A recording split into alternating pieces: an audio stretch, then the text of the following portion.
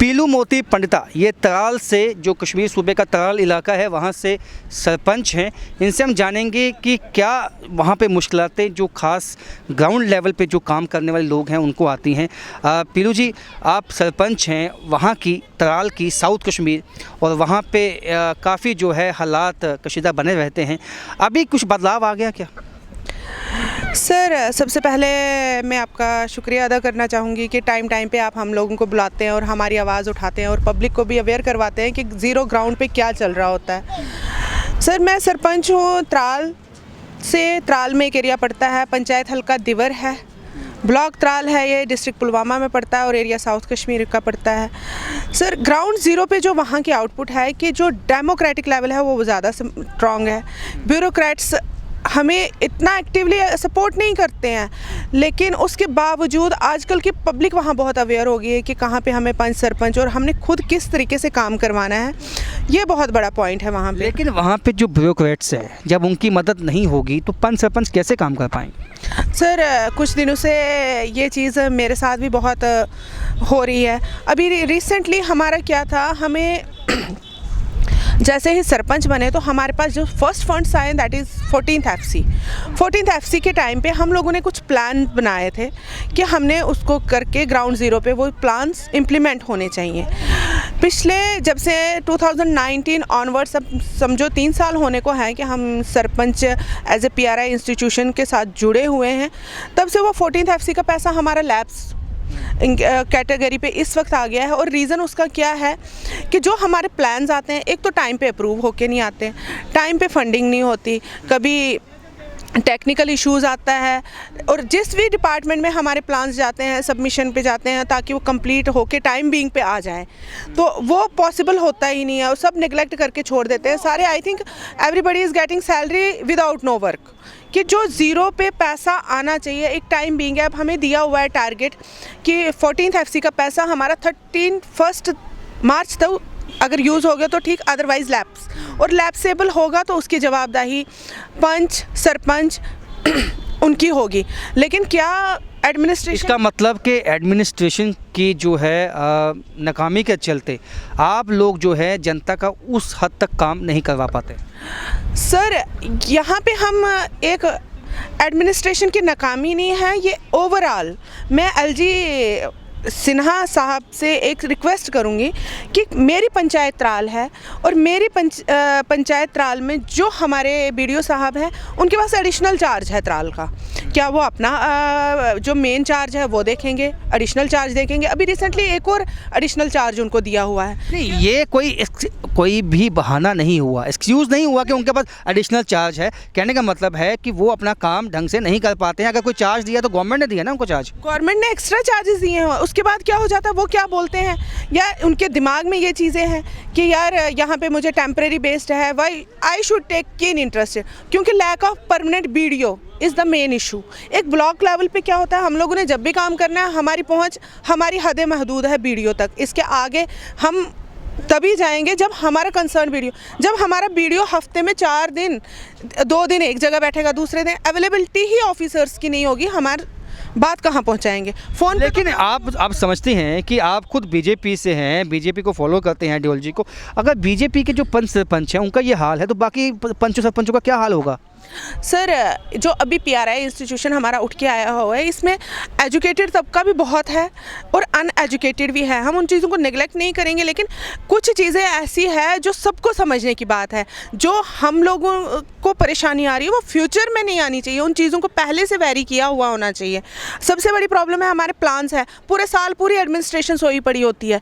I am not authorise कि मैं कोई भी प्लान फुलफिल करके तो मैं बोल दूँ भाई काम लगा दो। ऐसे कैसे काम लगेंगे ग्राउंड पे जब तक एडमिनिस्ट्रेशन टाइम बीइंग और टाइम बाउंड में उन पेपर्स को वापस हम तक नहीं पहुंचाएंगे, ताकि हम किसी को बोलें कि भाई आप रिक्वेस्ट बेसिस पे, जैसे 10 दिन में 15 दिन में कौन से काम खत्म होंगे, कौन सा फंड स्लैब्स खत्म होंगे। ये केवल एक बात नहीं है, जो प्राइम मिनिस्टर आवास योजना है, चाहे MG नरेगा है, तमाम जो है आजकल जो सरपंचों की जो शमूलियत है, जो उनकी जो कंट्रीब्यूशन है वो ज़्यादा हो चुकी है। लेकिन ऐसे में जब कोई जो ब्यूरोक्रेट है वो ध्यान नहीं देंगे तो कैसे ये ग्राउंड लेवल पे ये इम्प्लीमेंट हो पाएगा? सर, आपने कुछ चीज़ें ऐसी चीज़ें बोली हैं, जैसे हमारा PM आवास योजना है। सेंटर से पैसा कब का आया हुआ है? हमने रिकमेंडेशन करी हुई है, मतलब 8-8 साल हो गए उन लोगों को, कि आप 10 साल होने को है, मकान कहीं है नहीं। शायद जो गरीब तबका है उनको दिमाग में ये रहता है कि शायद सरपंच नहीं करवा रहा, जब वो नहीं करवा रहा एडमिनिस्ट्रेशन भी कंसर्न नहीं है कि टाइम बीइंग बाउंड्स में उन चीज़ों को हम ज़मीन पे उतारें। 2 नाम हैं टोटली मेरी पंचायत में जिनको वो PM आवास योजना के पैसा मिलना चाहिए था। राइट फ्रॉम मुझे लगता है पिछले साल का पैसा आया हुआ है, दूसरा साल ख़त्म होने पर भी आ जाएगा, लेकिन मुझे नहीं लगता अभी किसी को 10 रुपये भी उन्होंने वहाँ से उनको दिया होगा। रीज़न क्या है एडमिनिस्ट्रेशन बेटर जानती है, लेकिन कहीं कहीं पे तो इतना अच्छा काम हो रहा है कि टाइम बीइंग सब चीज़। लेकिन कहीं ना कहीं नाकामी बीजेपी हुकूमत की भी है, क्योंकि बीजेपी जवाबदेही उनकी बनती है, क्योंकि LG साहब से जो है उनका डायरेक्ट जो है एक कॉन्टैक्ट होना चाहिए, क्योंकि वो बीजेपी की पृष्ठभूमि से आए हैं। सर LG साहब बीजेपी की पृष्ठभूमि से आए हैं नहीं आए हैं वो मुझे नहीं पता। At present he is our governor और उनको सबको देखना पड़ता है, लेकिन जब ग्राउंड ज़ीरो, जब हम जो चीज़ हम नहीं, मेरा सवाल ये था कि जो सेंट्रल लीडरशिप है वो ये कहती है कि यहाँ पंचों सरपंचों को ताकत दी जाएगी, लेकिन यहाँ की जो लोकल लीडरशिप है बीजेपी की उसका तो ध्यान ही नहीं है इसकी तरफ। सर लोकल लीडरशिप का हमारी तरफ ध्यान है, लेकिन प्रॉब्लम ये है जो ब्यूरोक्रेटिक लेवल है। तो ब्यूरोक्रेट्स जो है तो बीजेपी क्यों नहीं सड़कों पे आती है? और जो ब्यूरोक्रेटिक लेवल है ना, शायद बीजेपी सड़कों पे क्यों नहीं आती है? सर बीजेपी अभी भी सड़कों कोशिश लोगों के लिए ही है, लेकिन अब चिल्ला के फ़र्क यही है कि कंसेप्ट में पहले तो बीजेपी चलाती थी, जब कोई भी नाइंसाफ़ी होती थी बीजेपी के जो एक्टिविस्ट हैं वो सड़कों पे होते थे। आज क्या हो गया, हुकूमत में है तो क्या ब्यूरोक्रेट्स को भी नहीं बोल सकते कुछ? सर इन चीज़ों के लिए ना, अगर हमारी भारतीय जनता पार्टी में स्पेशली अपने अध्यक्ष जी को बोलूँगी कि अगर हमारे घर में कहीं गलत हो रहा है तो घर के लिए भी आवाज़ उठाना हमारा ही उतना फ़र्ज़ है, लेकिन जो ज़्यादा हम इस बारे में इतना कुछ एलॉबरेटली बोल नहीं पाते हैं क्योंकि अध्यक्ष जी प्रॉपरली देख रहे हैं इन चीज़ों को और हमारी बातें आगे जाती भी है।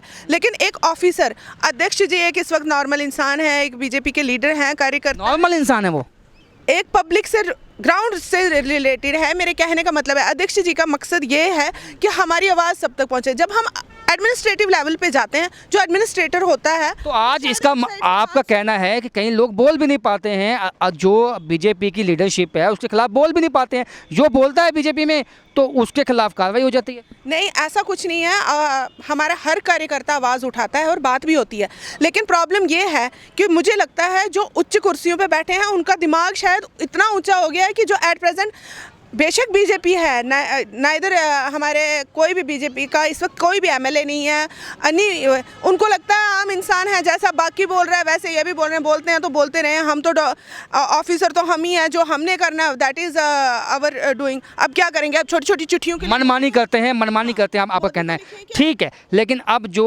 डिलिमिटेशन की जो रिपोर्ट आई, अब आपका भी जो इलाका है तराल का, उसमें अवंतीपुरा को कुछ जो है इलाके आने की बात हुई है, तो कैसे आपके लोग देखते हैं उसको? सर डिलिमिटेशन के बारे में एक चीज़ तो है कि कुछ जगहों पे अच्छे फ़ैसले आए हुए हैं, लेकिन कई कई जगहों पे कुछ चीज़ें सोचने लायक है। शायद पब्लिक को इस चीज़ को समझते समझते अभी 5 साल और लग जाएंगे कि हमें कहाँ वोट डालना और किस एरिया में वोट डालना है। अब हमारा रिसेंटली अभी ये पुंछ राजौरी को अनंतनाग से जोड़ दिया गया है, लेकिन कुछ समझ ये भी दिमाग में नहीं आ रहा है। बीइंग ए पॉलिटिशियन शायद मुझे इतनी नॉलेज अभी नहीं है, अभी हम छोटे कार्यकर्ताओं पे है, अब हमने फर्स्ट टाइम ये डिलिमिटेशन भी अपनी लाइफ में देखी है, लेकिन कहाँ राजौरी, कहाँ अनंतनाग, कहाँ पुंछ, क्या कहीं मेल खाता है?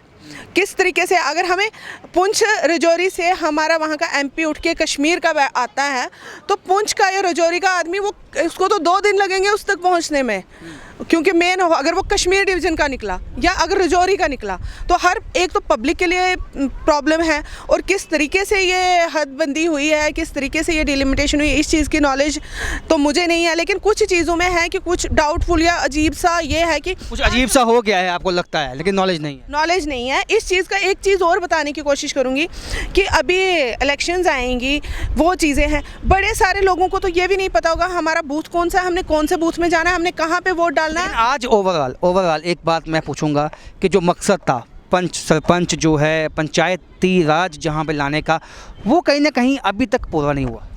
सर इस चीज़ को तो हम खुद भलीभांति समझते हैं कि जो हमें बोला गया था कि PRI इंस्टीट्यूशंस को अपग्रेड करेंगे, फुल फ्लेज्ड करेंगे, ऐसा टोटली ज़ीरो है, वो कहीं अपग्रेडेड नहीं है। Neither PRIs are applicable, neither BDCs और ना तो DDC। किसी को अभी पीछे हमारा लास्ट ईयर DDC इलेक्टिव है, कैपेक्स बजट दिया हुआ है, वो फंड्स कहाँ हैं कोई समझ नहीं आ रही है। ग्राउंड पे काम नहीं लगता क्योंकि पीछे से पेमेंट नहीं है। जब कुछ है ही नहीं तो आप दे क्या रहे हो? बेवकूफ़ किसको बना रहे हो? आम जनता बेवकूफ़ बन रही है और कोई बेवकूफ़ नहीं बन रहा है। आम जनता बेवकूफ़ बन गई है, ये कहना है मोती पंटा पीलू जी का। और ये सरपंच हैं, महिला सरपंच हैं साउथ कश्मीर में। तो आप ये दर्द इनका जो इन्होंने बयान किया ये सुन सकते हैं। ना यहाँ पे जो ब्यूरोक्रेट्स हैं वो इनकी सुनते हैं, ना ये बीजेपी के नेता भी हैं, ना इनकी जो लीडरशिप है वो इनकी सुनती है। और ये जाए तो कहाँ जाएँ, अब ये असमंजस में है। तो फिलहाल मेरे साथ इतना ही, देखते रहिए अर्ली टाइम न्यूज़।